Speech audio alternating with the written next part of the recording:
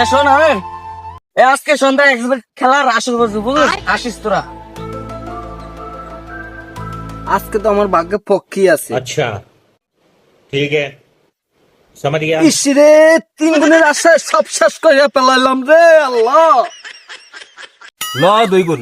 যা যা যা যা যা। ইস কি রে। আরে তোমরা বোঝো না, এটা শুধু খেলা না, এটা শুরুতেই সব হারায়।